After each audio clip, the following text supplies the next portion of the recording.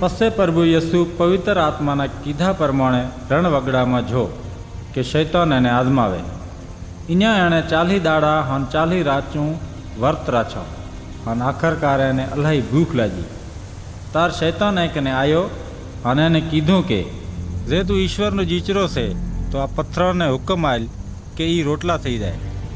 પણ પ્રભુ યસુએ કીધું કે શાસ્ત્રમાં લખેલ છે કે મનકૃગો રોટલા ખાધાથી જીવતું નથી રહેતું, પણ ઈશ્વરની કીધેલ હર વાત મોન્યાથી જીવતું રહી કે છે.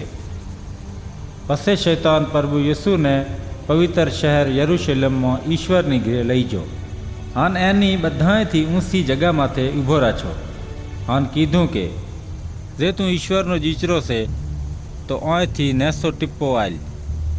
ચમ કે શાસ્ત્રમાં લખેલ છે કે ઈશ્વર તું હારું પોતાના ફરિશ્તાને હુકમ આલશે, એ તારી હિફાજત કરે કે તારા પગોને પથરા ના લાગે.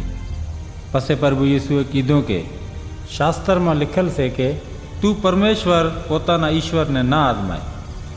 પછી વરે શૈતાન પ્રભુ યસુને એક અલાહી ઊંચા જબલ માથે લઈ ગયો અને એને જગતના બધા મુલક અને અહીંયાની શાન શૌકત વતાડી અને કીધું કે જે તું રૂગો મને ગુડા ખોડીને માથું નમાવે તો આ બધું હું તુંને આલ્યો છું.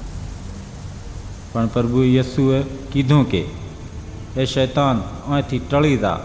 ચમ કે શાસ્ત્રમાં લખેલ છે કે તું રૂગો પરમેશ્વર પોતાના ઈશ્વરની આગળ માથું નમાય અને એની ભક્તિ કરી.